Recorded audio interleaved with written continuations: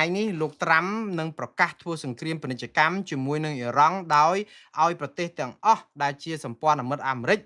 ឈប់ឬក៏ដាក់ទណ្ឌកម្មរដ្ឋបិទអ៊ីរ៉ង់នេះឲ្យមែនតើឥឡូវធ្វើសង្គ្រាមទម្លាក់គ្រាប់អស់ចិត្តហើយអ៊ីរ៉ង់ដោយអត់ទ្រាំខ្លួនប្រមាណពេកហើយអញ្ចឹងលោកត្រាំក៏ថានឹងដាក់សង្គ្រាមសេដ្ឋកិច្ចមួយជាន់ទៀតដើម្បីឲ្យអ៊ីរ៉ង់ដាច់ខ្យល់ក៏ប៉ុន្តែនៅពេលដែលលោកត្រាំប្រកាសបែបនេះអ៊ីរ៉ង់ថាប្រទេសណាក៏ដោយ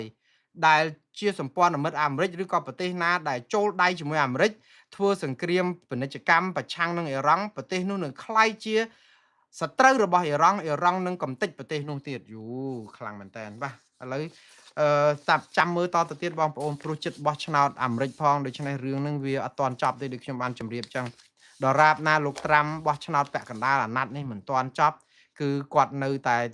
រឿងអ៊ីរ៉ង់នេះអត់ទាន់ចប់ទេព្រោះចង់ឲ្យប្រជាពលរដ្ឋដឹងថាអាមេរិកគឺនឹងបង្ក្រាបអ៊ីរ៉ង់នឹងឲ្យបានអីចឹងទៅហើយដើម្បីកុំឲ្យគេបោះឆ្នោតទម្លាក់លោកត្រាំនៅសហរដ្ឋអាមេរិកចឹងនយោបាយអាមេរិកនេះហើយនឹងសង្គ្រាមអ៊ីរ៉ង់គឺជារឿងចង្វាក់ Slow ឬ Tango វាពាក់ព័ន្ធគ្នាមិនអាចដាច់ស្រេចទេបាទចឹងយើងចាំមើលលទ្ធផលនឹងតទៅទៀតបងប្រទេសបារាំងផ្ដល់ប្រព័ន្ធការពារកំជ្រួចទៅឲ្យប្រទេសអ៊ុយក្រែនដើម្បីទប់រុស្ស៊ីបាទប្រទេសបារាំងនេះគឺមានលោកម៉ាក្រុងដែលជាប្រធានាធិបតីបារាំងថ្ងៃនេះគាត់បានប្រាប់ថានឹងផ្ដល់ប្រព័ន្ធការពារកញ្ជ្រួចមួយឬក៏ជាប្រព័ន្ធតែម្ដងឲ្យអ៊ុយក្រែនព្រោះអីរុស្ស៊ីដូចជាសម្បើមណាស់ដើម្បីជួយទប់អាកញ្ជ្រួចហ្នឹងហើយការនេះក៏បញ្ជាក់អំពីជំហររបស់សហគមន៍អឺរ៉ុបក្នុងការទប់រុស្ស៊ីដែររុស្ស៊ីកំពុងតែទម្លាក់គ្រាប់ម្សិលមិញនេះគឺធ្លាក់ដល់កន្លែងហាងផ្សារទំនើបមួយស្លាប់មនុស្សរហូតដល់18នាក់ហើយរបួសប្រហែលជា140នាក់ហើយដោយទាំងកុមារជាច្រើនហើយឥឡូវនេះអ៊ុយក្រែនប្រកាសសងសឹកនិងទម្លាក់គ្រាប់កាន់តែច្រើនទៅដល់ប្រទេសរុស្ស៊ីប៉ុន្តែនៅតែមិនអាចទប់កញ្ជ្រួចបានទេ drone អាចទប់បានតែកញ្ជ្រួចអ៊ុយក្រែនអត់មានប្រព័ន្ធរ៉ាដាឬក៏ប្រព័ន្ធចាប់កញ្ជ្រួចទេចឹងបានពឹងអាមេរិកនិងអឺរ៉ុបឲ្យជួយឥឡូវគេព្រមហើយបដាហើយបាទហើយនឹងចុងក្រោយគឺតកតងនឹងលោកតកតងនឹងអ៊ីរ៉ង់និងអាមេរិកវិញគឺនៅថ្ងៃនេះគឺយើងដឹងថាអ៊ីរ៉ង់បានពមៀនប្រទេសជិតខាង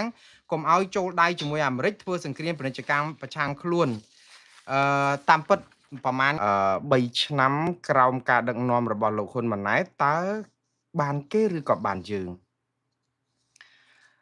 បើយើងគិតឲ្យមែនតើគម្រប់ខួប3ឆ្នាំមិនមែនថ្ងៃនេះទេមិនមែនថ្ងៃ23ខែសីហាឆ្នាំ2026នេះទេគ្រប់ខួប3ឆ្នាំរបស់លោកហ៊ុនម៉ាណែតឡើងកាន់ជានាយករដ្ឋមន្ត្រីកម្ពុជាទាយាទគឺតតំណែងពីឪពុកមកដែលជាការចាប់ដាក់នេះគឺតាំងពីថ្ងៃទី22ខែសីហាឆ្នាំ2023និយាយទៅគឺត្រូវម្សិលមិញដែលថ្ងៃ22បានត្រូវមិនមែនថ្ងៃ23ទេព្រោះ22ខែសីហាឆ្នាំ2023លោកហ៊ុនម៉ាណែតក៏បានស្បត់ចូលកាន់តំណែងជានាយករដ្ឋមន្ត្រីជំនួសឪពុករបស់លោកព្រោះអីយើងដឹងហើយថាពេលដែលប្រជាពលរដ្ឋបោះឆ្នោតគឺបោះឆ្នោតជ្រើសរើសលោកហ៊ុនសែនជានាយករដ្ឋមន្ត្រីតទៅទៀតព្រោះកាលហ្នឹងលោកហ៊ុនសែនឈរឈ្មោះជានាយករដ្ឋមន្ត្រីក៏ប៉ុន្តែដោយសារតែការត្រៀមរៀបចំដើម្បីឲ្យមានការស្នងមរតកទាយាទនេះលោកហ៊ុនសែនក៏បានត្រួសត្រាយផ្លូវកាយធាក់អ្នកខ្លះធ្លាក់ស្រែធ្លាក់ផុកអស់ទៅដើម្បីលើកលោកហ៊ុនម៉ាណែតឲ្យឡើងខ្ពស់កប់ពពកហើយឲ្យคล้ายទៅជាបេក្ខជននាយករដ្ឋមន្ត្រីត្រៀមខ្លួនរួចជាស្រេចទាំងក្នុងជួរបកទាំងក្នុងជួរនយោបាយអីនោះគឺដើម្បីឲ្យតែពេលលោកហ៊ុនសែនគាត់ជាប់ជានាយករដ្ឋមន្ត្រីមួយអាណត្តិទៀតគាត់នឹងមិនចាំបាច់ធ្វើជានាយករដ្ឋមន្ត្រីទេគឺមានអ្នកដែលត្រៀមជំនួសទាំងលោកមិនមែនឈឺថ្កាត់ឬក៏ធ្វើការងារនេះលែងកើតអីទេគាត់ដឹងថាគាត់ចាស់ហួសនឹងបន្តកិច្ចការងារនេះទៀតក៏ប៉ុន្តែបើតាមមើលបើលោកហ៊ុនសែនចង់កាន់អំណាចនេះ100ឆ្នាំទៀតក៏បានដែរវាមិនជាបញ្ហាអីទេព្រោះយើងមើលបើនិយាយពីអាយុនៅក្នុងការកាន់អំណាចប្រធានាធិបតីសហរដ្ឋអាមេរិកដូចលោកโจ Biden និងលោក Trump អី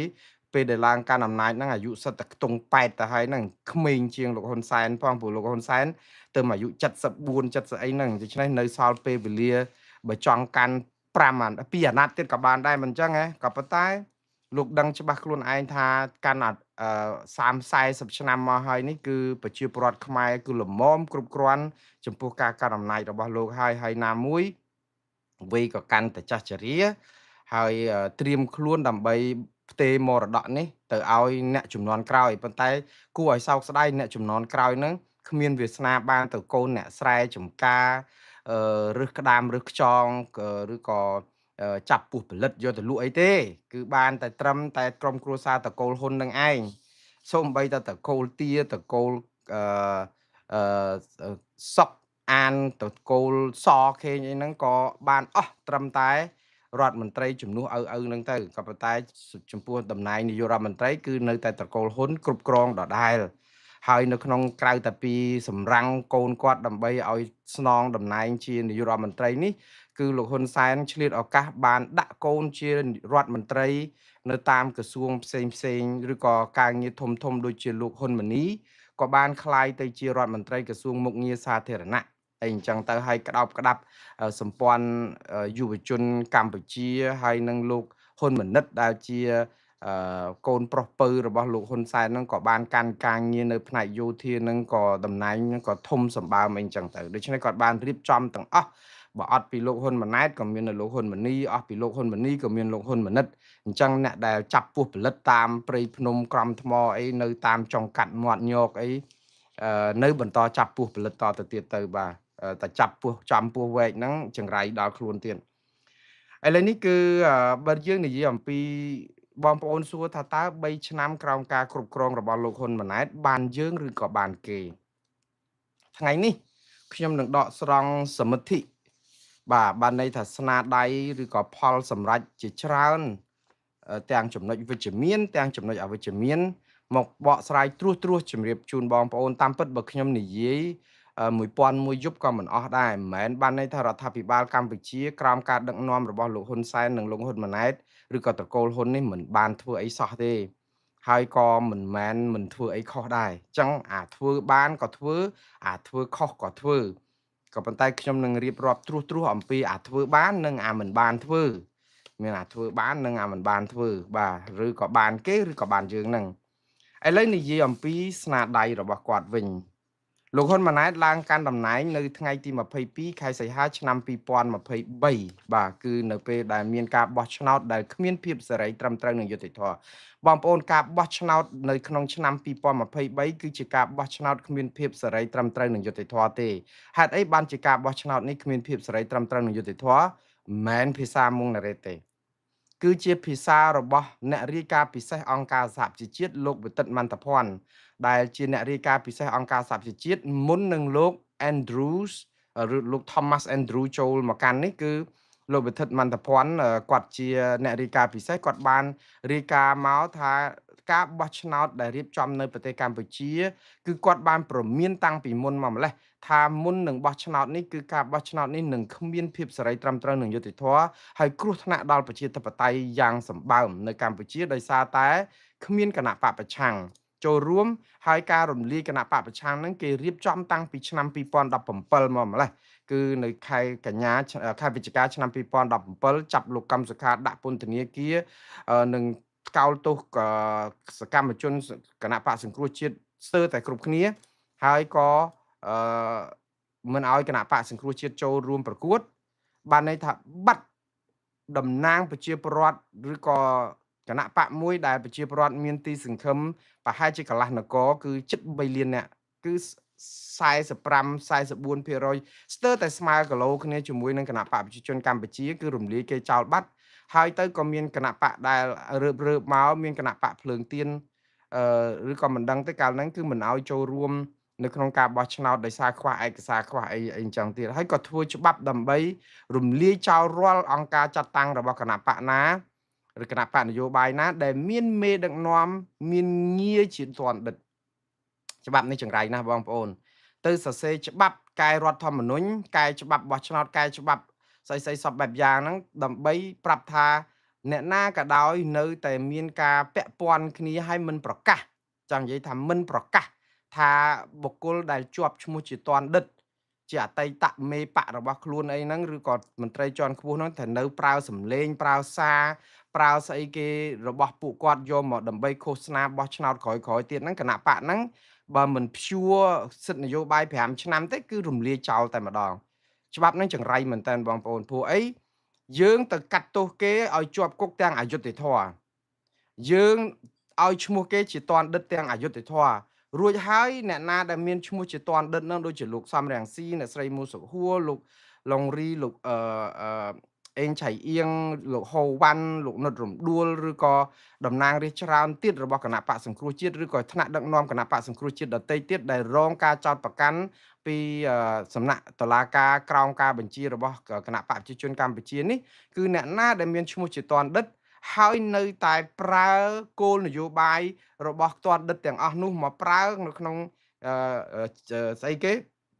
ការឃោសនាឬក៏គោលនយោបាយរបស់បករបស់ខ្លួនឬក៏មិនព្រមទាត់ចោលថាអ្នកនោះឯងមានឥទ្ធិពលអីជានយោបាយជាគំនិតនយោបាយជាអីសម្រាប់ជួយបករបស់ខ្លួនគឺគេនឹងរំលាយចោលគណៈបកនោះឬក៏ព្យួរការដែលតស៊ូមតិ5ឆ្នាំឬក៏មិនឲ្យចូលធ្វើនយោបាយ5ឆ្នាំគណៈបកហ្នឹងគឺព្យួរអញ្ចឹងតែម្ដងច្បាប់ហ្នឹងគឺមានចូលជាធរមានបងប្អូនទៅបើកមើលខ្លួនឯងទៅរឿងនេះហើយដែលធ្វើឲ្យលោកសំរងស៊ីដឹងខ្លួនមុនតាមពិតលោកសំរងស៊ីគឺជាអ្នកនយោបាយដែលមានចក្ខុវិស័យវែងឆ្ងាយណាស់ក៏លោស្មើគ្នាជាមួយនឹងលោកហ៊ុនសែនលោកសំរងស៊ីគឺដឹងជីពចររបស់លោកហ៊ុនសែនគ្រប់ពេលហើយនេះមិនមែនជាការវិភាគការសង្កេតអីប៉ាកែអីរបស់មួងណារ៉េតទេគឺលោកហ៊ុនសែនអត់ដែលបាត់នៅក្នុងការនិយាយពីលោកសំរងស៊ីសូម្បីតែមួយម៉ាត់ពេលខ្លះគាត់ថាឈប់និយាយឈប់ជលក់ឈប់អីទៅលោកសំរងស៊ីនឹងបាត់ស្ងាត់ឯងអញ្ចឹងទៅបានតែ3អាទិត្យមិនទាន់មកនិយាយពីរឿងលោកសំរងស៊ីនឹងដដែលប៉ុន្តែមិនដែលនិយាយល្អទេគឺនិយាយពីជនក្បត់ជាតិ3ចំនួន4ចំនួនអីហ្នឹងនិយាយថាពីក្បត់ជាតិរហូតក្បត់ជាតិរហូតតតែកោលទោសរហូតតចេញសារហើយនិយាយទៅសារព័ត៌មានអាជ័យធ្លាក់ទឹកហើយអើរបស់ពួកគាត់ហ្នឹងគឺថាភាសាណាក៏តន់ដិតជនក្បត់ជាតិតន់ដិតជនក្បត់ជាតិ3ចំនួន4ចំនួនអីចឹងទៅហើយនៅពេលដែលចោទលោកសំរងស៊ីថាក្បត់ជាតិហ្នឹងគឺក្បត់ជាតិរឿងអីខ្ញុំអត់យល់ដែរខ្ញុំមកដល់មកនោះអត់ដឹងថាលោកសំរងស៊ីក្បត់ជាតិរឿងអីទេពាក្យថាក្បត់ជាតិគឺបានន័យថាលក់ទឹកដីកាត់ទឹកដីឬក៏មិនអាចការពារអធិបតេយ្យរបស់ខ្លួនដោយសារការគ្រប់គ្រងរបស់យើងឲ្យរដ្ឋបរទេសឈ្លានពានទន្ទ្រានយកដីរបស់យើងហើយយើងអត់អាចការពារបានក្នុងនាមជារដ្ឋាភិបាលអានោះបានគេហៅថាក្បត់ជាតិក៏ប៉ុន្តែលោកសំរងស៊ីអត់ដែលបានកាន់ការងាររដ្ឋាភិបាលនេះចង់និយាយថាជាតួនាទីសម្រាប់ជានាយករដ្ឋមន្ត្រីអីតែម្ដងក៏អត់ដែរនៅក្នុងជួររដ្ឋាភិបាលដូច្នេះក៏អត់មានសិទ្ធទៅសញ្ញេអីដូចលោកទាសីហាអីអ្នកណានៅណាអ្នកហ្នឹងនៅហ្នឹងឬក៏សន្ធិសញ្ញាបំពេញបន្ថែមតាក់ទងនឹងព្រំដែនខ្មែរយួនអីអត់ដែលសោះចឹងអ្នកដែលកាន់ការដែលធ្វើឲ្យដីខ្មែរនៅឬបាត់ឬក៏មានបញ្ហាគឺតែតកូលហ៊ុនមកអាយុមកហើយតពេលឲ្យទៅជាតកូលសំរាំងស៊ីនេះទៅជាតកូលក្បត់ជាតិ3ចំនួនវិញឪពុករបស់លោកសំរាំងស៊ីគឺលោកសំសេរី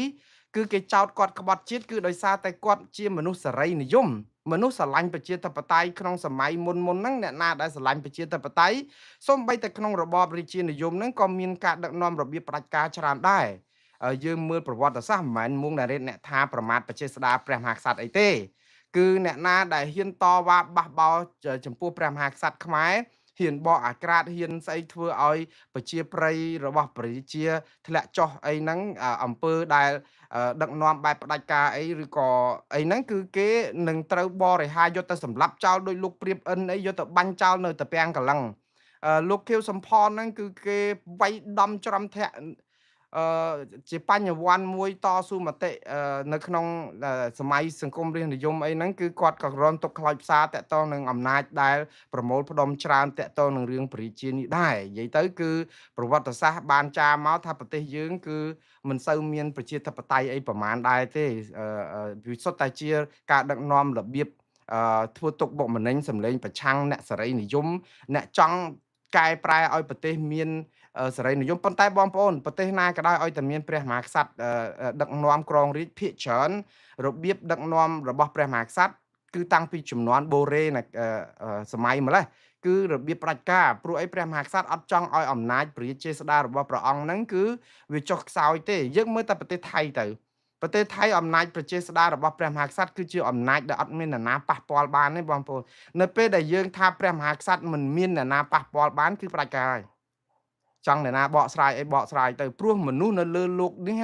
លើផែនដីនេះបើមានច្បាប់រដ្ឋធម្មនុញ្ញច្បាប់អង្គការសហប្រជាជាតិច្បាប់សិទ្ធិមនុស្សគឺមនុស្សមានសិទ្ធិស្មើគ្នាព្រះមហាក្សត្រក៏ជាមនុស្សដែរ ដូច្នេះព្រះមហាក្សត្រក៏លោកមានបញ្ហាមានអីប្រជាពលរដ្ឋមានបញ្ហាអីក៏នៅតែរិះគន់ព្រះអង្គបានដែរប៉ុន្តែនៅថៃនេះគឺឲ្យតែហ៊ានរិះគន់ព្រះមហាក្សត្រគឺគុកអត់ងាយចេញហ្មងច្បាប់គេនិយាយចឹងហើយទៅពេលដែលប្តឹងទៅប៉ូ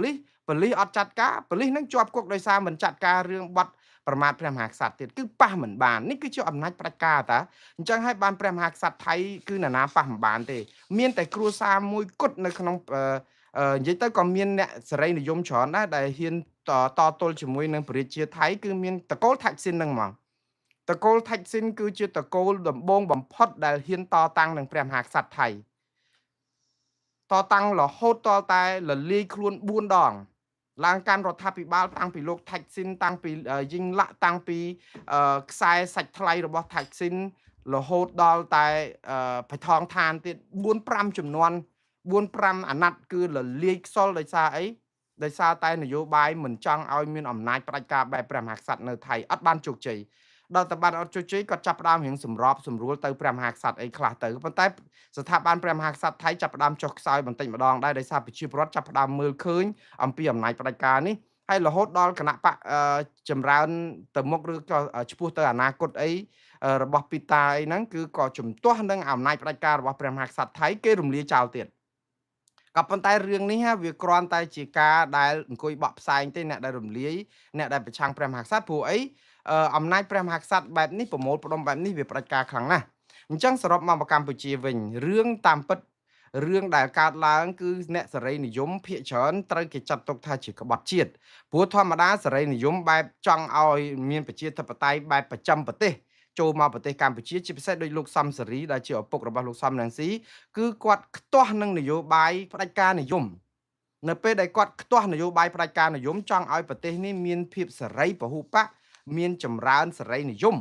មានប្រជាធិបតេយ្យមានសិទ្ធិមនុស្សមានអីត្រឹមត្រូវកុំធ្វើទុកបុកម្នេញងើបមួយវាយមួយឧទាហរណ៍ដល់អញ្ចឹងព្រះមហាក្សត្រច្បាស់ជាចាត់ទុកថាបុគ្គលបែបនេះគឺជាអ្នកក្បត់ជាតិចង់ណែនាំនយោបាយក្រៅប្រទេសដើម្បីធ្វើឲ្យខូចនយោបាយនៅក្នុងប្រទេសអីចឹងទៅអញ្ចឹងគាត់ក្បត់ជាតិនឹងគឺក្បត់ជាតិអញ្ចឹងមិ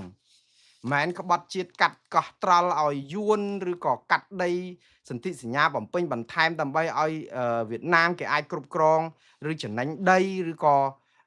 សញ្ញេចុះហត្ថលេខាដោយលោកទាសីហាអីដែលអ្នកណានៅហ្នឹងថៃយកដីយើង76កន្លែងអីអត់មានបានអញ្ចឹងទេតកូល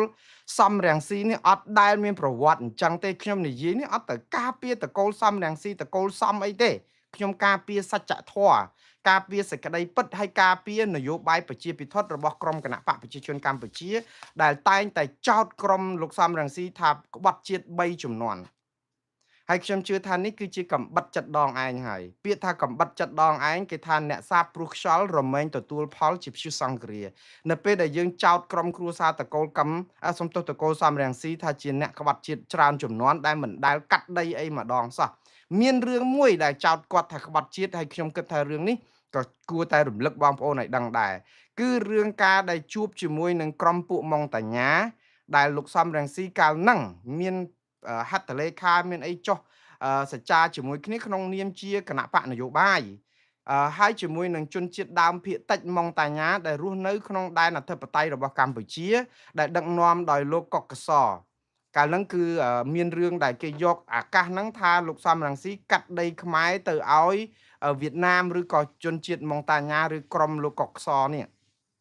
ហេតុអីបានជាអញ្ចឹងដោយសារលោកសំរងស៊ីកាលពីពេលនោះគាត់បាននិយាយថាបើសិនជារដ្ឋាភិបាលកម្ពុជាដែលរដ្ឋាភិបាលដឹកនាំដោយគណៈបកប្រឆាំងកាន់ជារដ្ឋាភិបាលគាត់នឹងផ្ដល់សិទ្ធិស្វ័យយ័តឲ្យប្រជាពលរដ្ឋជនជាតិដើមភាគតិចម៉ុងតាញ៉ារស់នៅក្នុងទឹកដីកម្ពុជាមានភាពទទួលស្គាល់សិទ្ធិរស់នៅកុំឲ្យធ្វើទុកបុកម្នេញចង់និយាយថាដីតំបន់ដែលគាត់រស់នៅហ្នឹងគឺជាកន្លែងដែលគាត់អាចរស់នៅអាស្រ័យផលអីអញ្ចឹងតាមពិតនៅក្នុងច្បាប់អន្តរជាតិជនជាតិដើមភាគតិច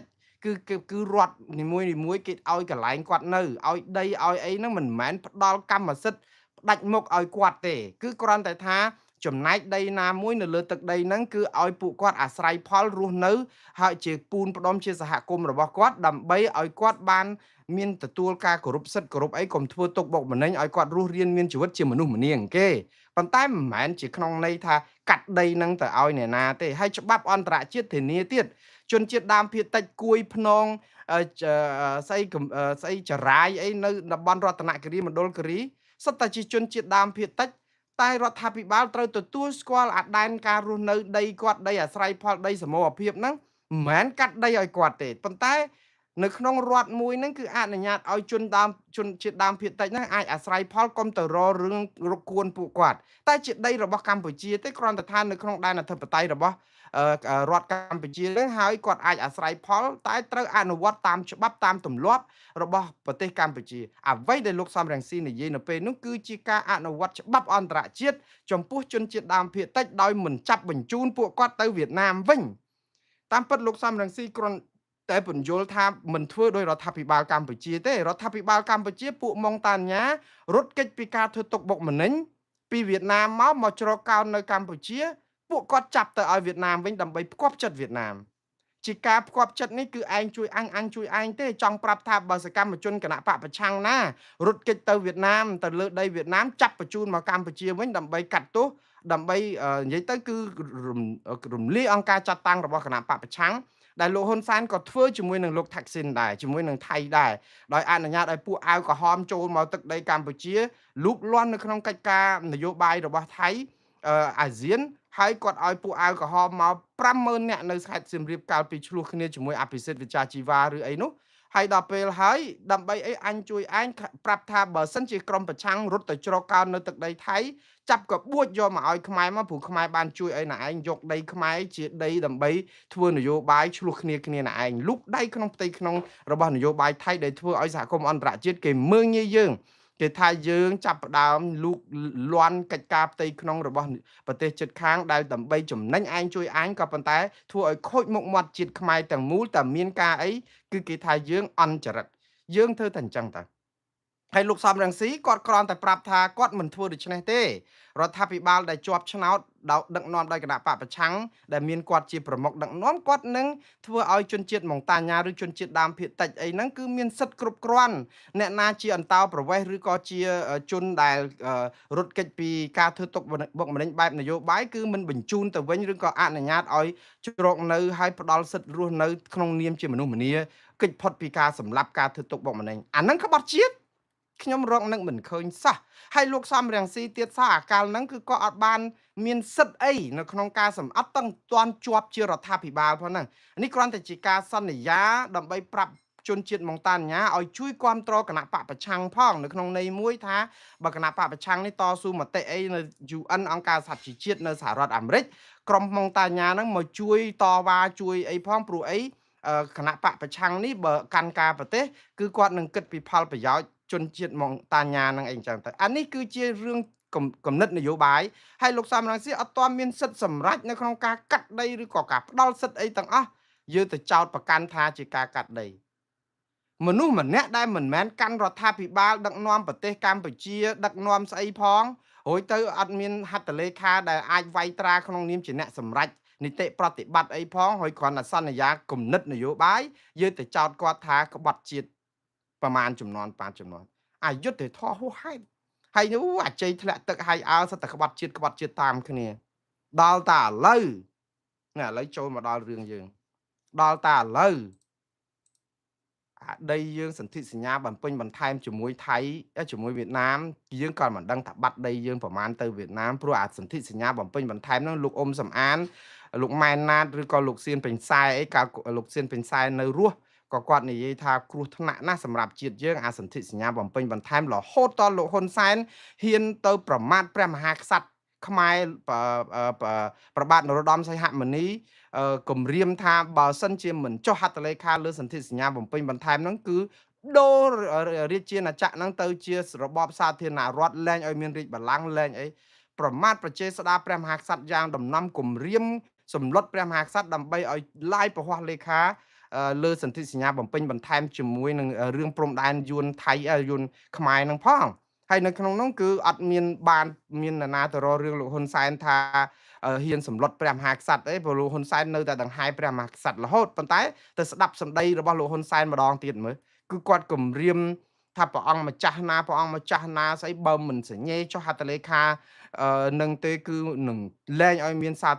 របបរាជានិយមលែងឲ្យមានរាជានិយមហ្មងគឺថារំលាយរាជានិយមចោលដូរទៅជាសាធារណរដ្ឋព្រោះពិបាកពេកគ្រាន់តែសញ្ញេចុះហត្ថលេខារឿងព្រំប្រទល់អាចព្រះរាជាបកូនណាកាលពីហ្នឹងកាលប្របាទនរោត្តមសីហនុលោកនៅមានបញ្ជននៅឡើយនោះអាចលោកគិតថា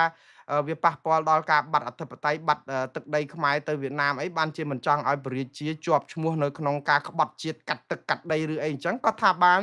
លោកនៅអល់ឯកមិនហ៊ានតតាំងទេព្រោះប្រជាខ្មែរហ្នឹងគឺសុទ្ធតែជាប់ងារជាបិតាឯកភាពជាតិបិតាឯករាជ្យជាតិរំដោះទឹកដីយកដីបានពីបារាំងមកវិញក្នុងកាលពីបារាំងកាន់កាប់ជាអាណានិគមអីចឹងព្រះអង្គចង់រក្សាគេទយោកតនាមព្រះរាជគេឈ្មោះរបស់ព្រះរាជាហ្នឹងក៏ថាបានហើយដល់ពេលអញ្ចឹងសម្លុតទៅហើយតើបាត់ទឹកដីប្រមាណអីប្រមាណយើងអត់ដឹងបើព្រោះព្រះរាជាលោកមានប្រជេស្តាដែលប៉ះពាល់មិនបានផងលោកហ៊ុនសែននៅអាចប្រមាថនៅប៉ះពាល់បានមិនចោះទម្រាំរាជយើងសាមញ្ញធម្មតាដូច្នេះរឿងទាំងអស់ហ្នឹងរឿងទឹកដីរឿងអីហ្នឹងអត់មានតកតលោកសំរងស៊ីតែបន្តិចលោកសំរងស៊ីអត់ដែលមានទួនាទីនៅក្នុងជួររដ្ឋាភិបាលដើម្បីសម្រេចកិច្ចការតាក់ទងនឹងព្រំដែនអីទេហើយបើគាត់សញ្ញេអីនៅខាងណាក៏មិនមែនណានាអាចទៅយកការអីជាក្បត់ជាតិអីកើតដែរអូឥឡូវឧទាហរណ៍ថារដ្ឋាភិបាលកម្ពុជាសំទោសឥឡូវឧទាហរណ៍លោកសំរងស៊ីចុះហត្ថលេខាឲ្យសកម្មជនគណៈបកសង្គ្រោះជាតិដែលជាប់ទោសទាំងអស់នេះដែលគណៈបកប្រជាជនកម្ពុជានិងរដ្ឋាភិបាលឬក៏តុលាការកម្ពុជាកាត់ទោសគាត់ឲ្យជាប់គុកសិតម្នាក់40 50 60ឆ្នាំហ្នឹងហើយស្រាប់តែលោកសំរងស៊ីចុះហត្ថលេខាមកសុំឲ្យគណៈសកម្មជនគណៈបកសង្គ្រោះជាតិទាំងអស់ឬក៏លើកលែងដោះលែងអ្នកទោសមនសិការទាំងអស់ឲ្យមានអភ័យឯកសិទ្ធិឡើងវិញស្ដារនីតិសម្បទាឲ្យវិលចូលស្រុកខ្មែរវិញអីអញ្ចឹងអ្នកទាំងអស់ហ្នឹងរួចទោសទាំងអស់ហើយស្រាប់ដល់ពេលហើយគាត់សញ្ញេមកខ្វោបក្នុងនាមជាមេបកប្រឆាំងនិរទេសខ្លួនតើរដ្ឋាភិបាលកម្ពុជានឹងទទួលស្គាល់លិខិតគាត់ថាលិខិតហ្នឹងមានន័យថាគាត់ក្បត់ជាតិទៀតអញ្ចឹងក្បត់ជាតិព្រោះអីអ្នកទាំងអស់នោះដូចលោកកឹមសុខាដូចអ្នកស្រីមូសហួរដូចអីលោកឡុងរីអីលោកអេងឆៃអៀនសុទ្ធតែជាប់ពីបាត់ស្អីខុបខិតរួមគំនិតក្បត់ជាតិអីចឹងទាំងអស់ហើយអញ្ចឹងបានន័យថាបើយើងនាំឲ្យអ្នកទាំងដែលគេចោទថាក្បត់ជាតិនឹងមាននីតិសម្បទាយើងនឹងចោទគាត់ថាក្បត់ជាតិហើយចាត់ទុកថាគាត់មានទោសទៀតអញ្ចឹងតើឧទាហរណ៍បើគាត់សញ្ញេអញ្ចឹងតើវាមានឥទ្ធិពលអីដែលទៅលុបអាសាលដីការបស់តុលាការកម្ពុជាឬក៏អំណាចប្រតិបត្តិរបស់តុលាការរដ្ឋាភិបាលកម្ពុជាបើលោកសំរងស៊ីគ្រាន់តែជាបុគ្គលជាមន្ត្រីគណៈបកប្រឆាំងមានឥទ្ធិពលអីតើគាត់ខុសអីបើឧទាហរណ៍គាត់សញ្ញេតើអ្នកដែលតវ៉ាឲ្យដោះលែងលោកកឹមសុខាកុំឲ្យជាប់ចោតឲ្យមានសិទ្ធិនយោបាយដែលគេចោតលោកកឹមសុខាជាក្បត់ទោសក្បត់ជាតិអញ្ចឹងគាត់ជាអ្នកក្បត់ជាតិដែរមែនទេអញ្ចឹងបានន័យថាអ្នកដែលលើកលែងទោសឲ្យលោកកឹមសុខាពីបទក្បត់ជាតិសុទ្ធតែអ្នកក្បត់ជាតិដែរមិនអញ្ចឹងព្រោះលោកកឹមសុខាមានទោសពីបទក្បត់ជាតិហើយយើងទៅលើកលែងទោសឬក៏អីអញ្ចឹងឥឡូវថាបើអ្នកដែលអាចលើកលែងទោសពីបទក្បត់ជាតិឬក៏អនុគ្រោះអីមានតែព្រះមហាក្សត្រហើយលោកហ៊ុនម៉ាណែតហ្នឹងអ្នកចេញហត្ថលេខាស្នើទៅព្រះមហាក្សត្រអីដើម្បីឲ្យលោកឡាយប្រហ័សលេខារឿងលោកកឹមសុខាដែលសម្រួលអីពីជាប់គុកក្នុងផ្ទះមកជាប់គុកនៅក្រៅផ្ទះវិញហាមឃាត់សិទ្ធិនយោបាយចឹងយ៉ាងម៉េចទៅវិញអាហ្នឹងបងប្អូនចឹងបានថាប្រជាពលរដ្ឋខ្មែរកុំចាញ់បោកអ្នកនយោបាយគឺគាត់កក្រិចណាស់អញ្ចឹងហើយបានជាខ្ញុំចេះតែនិយាយថានយោបាយស្មោកគ្រោកនៅកម្ពុជានេះឯងដែលធ្វើឲ្យទី1ខ្មែរបែកបាក់ទី2ធ្វើឲ្យគេមើងងាយយើងសហគមន៍អន្តរជាតិគេមើងងាយយើងហើយកុំថាឡើយសហគមន៍អន្តរជាតិមើងងាយយើងណាបងប្អូនខ្មែរគ្នាឯងក៏មើងងាយខ្មែរគ្នាឯងដែរហេតុអីបានខ្មែរគ្នាឯងមើងងាយខ្មែរគ្នាឯងគឺខ្មែរគ្នាឯងមិនពេញចិត្តខ្មែរគ្នាឯងដែលប្រកាន់និន្នាការនយោបាយខុសគ្នាដោយសារតែអ្នកដែលជុកគាំទ្រគណៈបកប្រជាជនកម្ពុជានៅក្រៅប្រទេសហ្នឹងគឺមើលមុខគ្នាមិនបានជាមួយនឹងអ្នកកាន់គណៈបកប្រឆាំងដោយសារអីនយោបាយនៅស្រុកខ្មែរទុច្ចរិតមិនស្មោកគ្រោកពេកដល់អញ្ចឹងទៅមកនៅស្រុកក្រៅនេះគឺធ្វើនយោបាយអត់បានព្រោះប្រទេសសេរី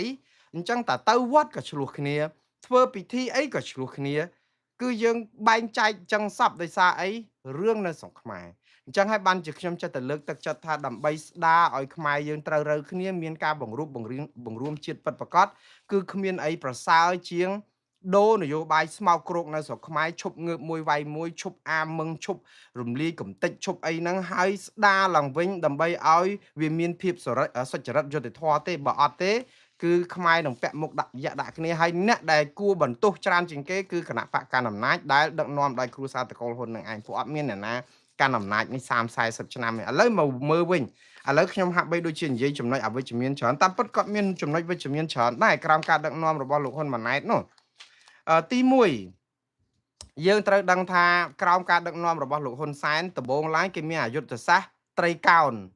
ក្រោយមកគឺមានចតុកោណ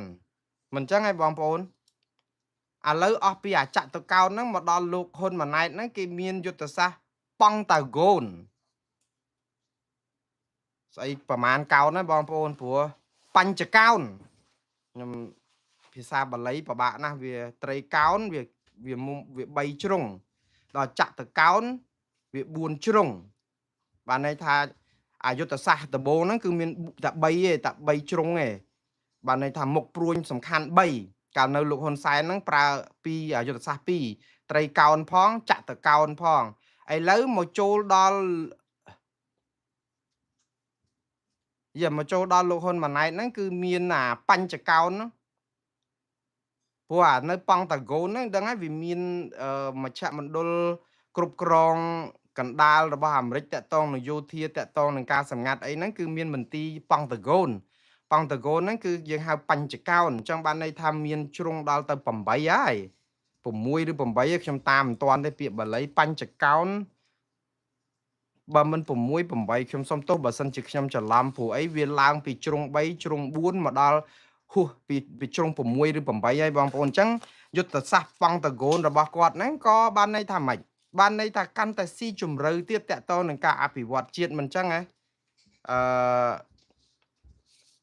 បងប្អូនថាបញ្ចៈហ្នឹងគឺ5ទេបាទឥឡូវប្រមាណកោណក៏បានខ្ញុំសុំទោសខ្ញុំមិនជជែកពីរឿងពាក្យបាលីហ្នឹងទេគ្រាន់តែថាជ្រុងនេះគឺវាលើសពី3វាលើសពី4ហើយវាអាចដល់5ដល់6ដល់8ហើយដូច្នេះយុទ្ធសាស្ត្ររបស់លោកហ៊ុនម៉ាណែតហ្នឹងគឺផុតពីជ្រុង3ជ្រុង4ហើយវាឡើងមកលើសពីជ្រុង4និយាយចេះស្រួលស្ដាប់ប៉ង់តាហ្គោនហ្នឹងគឺបញ្ចកោណហ្នឹងគឺវាលើសពីជ្រុង4ហ្នឹងយុទ្ធសាស្ត្រហ្នឹងគឺគ្រប់ជ្រុងជ្រោយហើយចឹងបានន័យថាម៉េចបានន័យថាគាត់ក៏គិតគូរច្រើនគ្រប់ជ្រុងជ្រោយក្នុងវិស័យ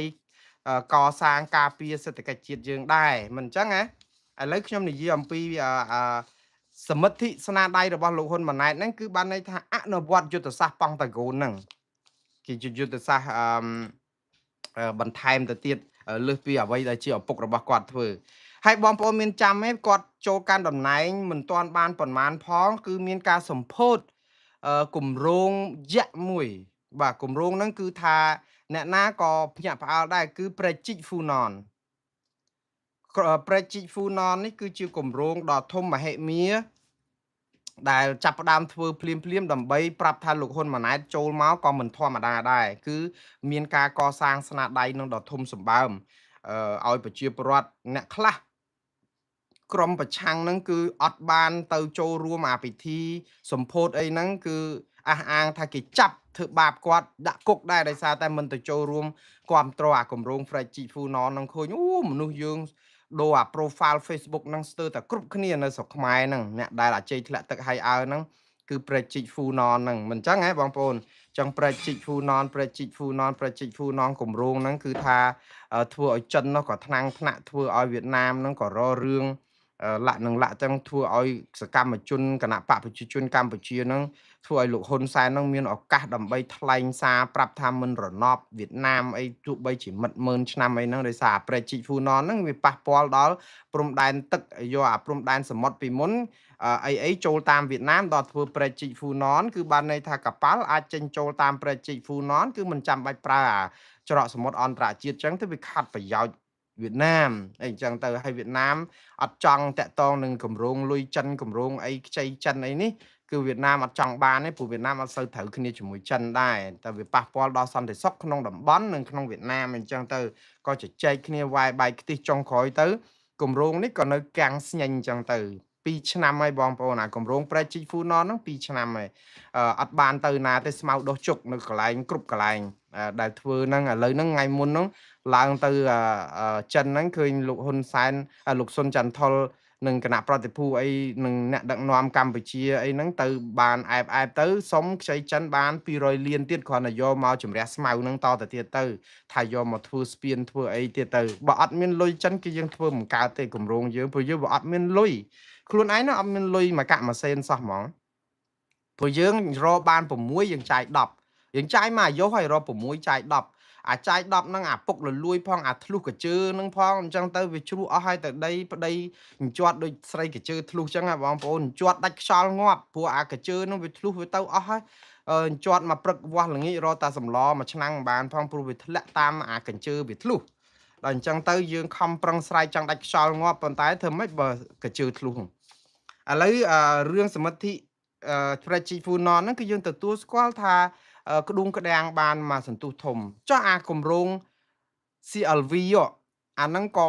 និយាយពីគាំទ្រពេញផ្អើលពេញភូមិអ្នកណាអត់គាំទ្រគម្រោង CLV តំបន់អភិវឌ្ឍត្រីកោណវៀតណាមវៀតណាមឡាវកម្ពុជាហ្នឹងគឺថាចាប់គេដាក់គុកមកដល់ឥឡូវអត់ទាន់លែងផងដូចលោកស្រុនស្រនអីវ៉ាន់បានសុភាហើយនឹងសានសិតអីហ្នឹងគាត់បានចេញដោយសារជាប់គុកគ្រប់2ឆ្នាំឯង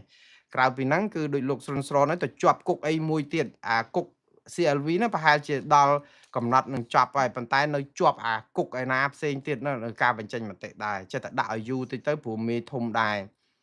បើរឿងខ្មែរយើងគេសុកចិត្តចាប់ខុសមិនឲ្យលែងច្រឡំទេនេះគឺទ្រឹស្ដីកុម្មុយនីសខ្មែរក្រហមតាសុកចិត្តចាប់យកមកដាក់ឲ្យខុសអារឿងលែងច្រឡំហ្នឹងគឺអត់ទេអញ្ចឹងយើងគិតពីគម្រោង CLV ហ្នឹងចុងក្រោយក៏ឃើញថារំលាយទៅវិញថាឈប់ចុះហត្ថលេខាហ្នឹងគេថាដូចថាដកមកវិញអីអញ្ចឹងទៅមានបដកម្មជុំទិសអីអញ្ចឹងប៉ុន្តែអ្នកណាទៅតាមដានអាការអនុវត្តការដកមិនដកគ្រាន់ថាជឿសិនណាឆាប់ចប់ចោះតកតងនឹងរឿងស្នាដៃអីទៀតលោកហ៊ុនម៉ាណែតក៏គាត់ពង្រឹងវិស័យអាជីវកម្មខ្នាតតូចយើងហៅ SME SME ហ្នឹងគឺគាត់ចុងក្រោយនេះមុននឹងខួប3ឆ្នាំហ្នឹងគាត់ចាប់ផ្ដើមធ្វើជាប្រធានក្រុម SME ហ្នឹងដើម្បីពង្រឹងឲ្យធ្វើអាលិខិតបញ្ជាក់អាជ្ញាប័ណ្ណអីហ្នឹងជួយសម្រួលហ្នឹងព្រោះអីប្រជាពលរដ្ឋក្តៅកាហាយដោយទាំងអុកញ៉ាហ្នឹងមកនិយាយអីតាក់តងនឹងយូរពេកពិបាកគ្រាន់តែរកស៊ីបើកលបអីហ្នឹងគឺថាឆ្លងកាត់4 10 5 10ក្រសួងអីឡាក់ហ្នឹងឡាក់ចឹងគាត់ក៏លូកដៃមឹកគាត់ហ្នឹងចូលទៅក្នុងអា SME ហ្នឹងក៏ឃើញថាបានតែសន្យាទៀតតែរឿងលទ្ធផលយ៉ាងណាយើងអត់ដឹងទេអញ្ចឹងស្នាដៃទាំងអស់នេះគឺគាត់ឃើញមានការប្រឹងប្រែងដែររឿងវិស័យសុខាភិបាលឃើញក៏គាត់មានការពង្រឹងផ្នែកបសសផ្នែកស្ត្រីពោះធំរោងចក្រអីចឹងទៅឃើញខំប្រឹងជួយខំប្រឹងអីហ្នឹងក៏ច្រើនដែររឿងបដោះបដាលវិជ្ជាជីវៈក្រសួងការងារក្រោមការរដ្ឋាភិបាលរបស់លោកហ៊ុនម៉ាណែតហ្នឹងក៏ប្រឹងដុតដៃដុតជើងដែរតួលេខគាត់ហ្នឹងគឺថាអត់ការងារធ្វើអត់មានដល់ 1% គឺថាមាន 99% ជឿគាត់សិនទៅឆាប់ចប់ប៉ុន្តែអ្នកមកពីថៃអត់រកការងារអីបានធ្វើទេរត់ទៅថៃចាប់វិញរាល់ថ្ងៃតកតទៅនឹងការចេញបានកម្មសិទ្ធិដីធ្លីអីហ្នឹងក៏គាត់បានធ្វើអីអញ្ចឹងដែរហើយរឿងដែលគួរឲ្យចាប់អារម្មណ៍ខ្លាំងជាងគេបំផុតក្រោមការដឹកនាំរបស់លោកហ៊ុនម៉ាណែតបងប្អូនដឹងអីទេជាស្នាដៃមួយដែលមិនធ្លាប់មានឪពុកគាត់ដឹកនាំ30-40ឆ្នាំមកគឺទុកឲ្យគាត់ដោះស្រាយបានគឺការបង្ក្រាបអ ுக ្រិតកម្មឆបោកអនឡាញ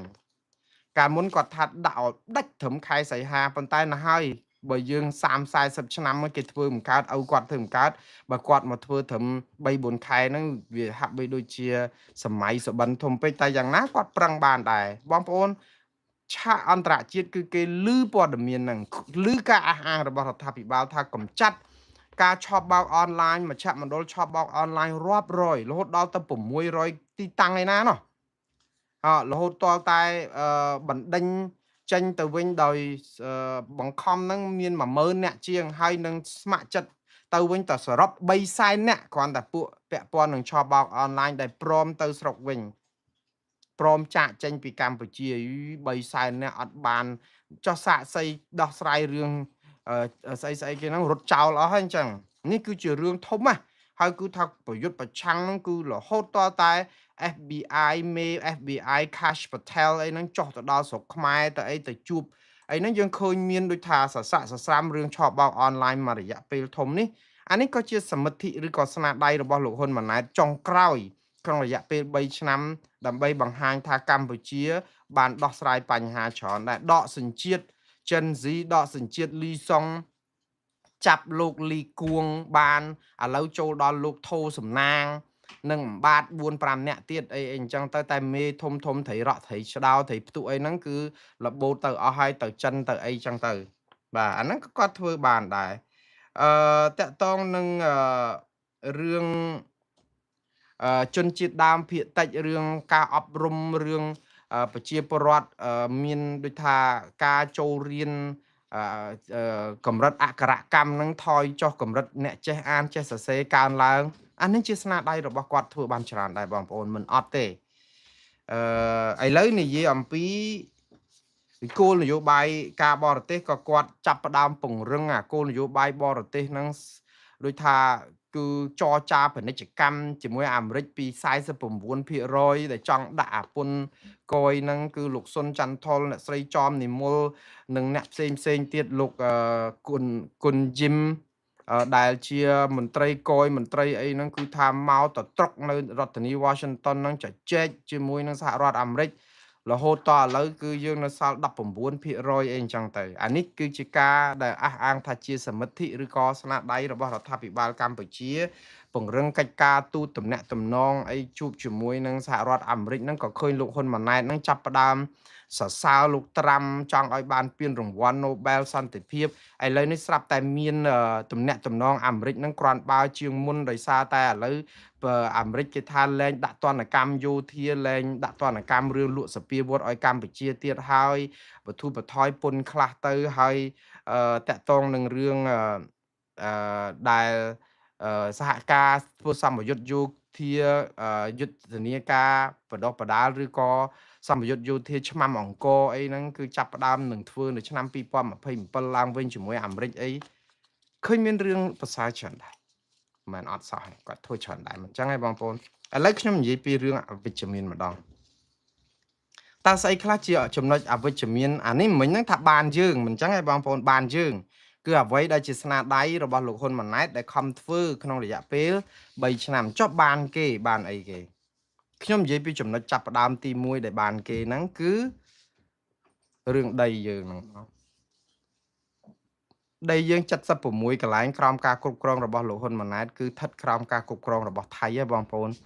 លោកហ៊ុនម៉ាណែតគឺជាមេដឹកនាំកម្ពុជាសម័យចំណាយក្រោយមកដំបូងគេបំផុតដែលក្រោមការដឹកនាំរបស់គាត់មិនដល់3ឆ្នាំផងដីខ្មែរ76កន្លែងស្ថិតក្រោមការគ្រប់គ្រងរបស់ថៃហើយដែនអធិបតេយ្យបូរណភាពទឹកដីត្រូវថៃរំលោភបំពានយ៉ាងផុយអត់បានធ្វើអីគេកើតទេអានេះគឺជារឿងមួយដែលបានគេអាបានយើងមិញហ្នឹងគឺដូចខ្ញុំបានជម្រាបអាបានគេហ្នឹងគឺធ្ងន់មែនតើនៅក្រោមការដឹកនាំរបស់លោកហ៊ុនម៉ាណែតដែនអធិបតេយ្យរបស់កម្ពុជាគឺបាត់បង់ទៅប្រទេសថៃដោយការដែលគេមានសពាពុទ្ធយោធាដ៏រឹងមាំហើយទាំងអស់នេះក៏មិនមែនឯងដែរតាមពិតគឺជាមរតកបន្សល់ទុកពីឪពុករបស់លោកដែរឪពុករោគបន្សល់ទុកមកជាថ្មបាក់មួយដ៏ធំបំផុតគឺការបែកបាក់ជាតិព្រោះឪពុកលោកបំផ្លាញគណៈបកសង្គ្រោះជាតិធ្វើឲ្យខ្មែរអ្នកនយោបាយបែកបាក់ជាតិនេះយ៉ាងសម្បើមធ្វើឲ្យថៃមើងងាយយើងថៃដឹងថាឆ្លោះគ្នាក្នុងគ្រួសារដោយស្រាតកាយាបង្ហាញញាតឆ្លោះគ្នាក្នុងសង្គមជាតិគឺលាតកំណប់ចោលទ្របឲ្យចោលថៃនឹងហ្មងអញ្ចឹងថៃឃើញពេលដែលយើងឆ្លោះគ្នាដល់កម្រិតមួយដែលថៃគិតថាកម្ពុជាបែកបាក់ទាំងនយោបាយទាំងស្អីសពបែបយ៉ាងហើយដូច្នេះមកសង្គ្រប់យកតែម្ដងហើយនៅពេលនោះឯងបានដឹងថាយើងគឺអន្តរាយមែនគឺដោយសារតបយើងក៏ខ្សោយទៅហ៊ានអត់មានស្បែកជើងពាក់ស្បែកជើងផ្ទាត់គ្រាប់អាការខ្លះ3គ្រាប់បាញ់ចេញមួយគ្រាប់អាវយន់អាវក្រោះអីក៏គ្មានតាទឹកផឹកក៏អត់ទាំងមានផងគ្រាន់តែវាយប្រាវគឺអង្គាសលុយប្រជាពលរដ្ឋដើម្បីទិញមីកញ្ចប់ជូនកងតបភ្លាមអញ្ចឹងបានថាថៃគឺគេដឹងឱកាសនេះយូរហើយថាកម្ពុជាយើងគឺហើយលោកហ៊ុនសែនខ្លួនឯងទទួលស្គាល់ថានេះគឺជាកំហុសរបស់លោកដែលទី1ទុកចិត្តថៃទៅទុកចិត្តសត្រូវដែលចាំតែឈ្លានពានយើងភាសាហ្នឹងគាត់និយាយកើតដែរណាគាត់ថា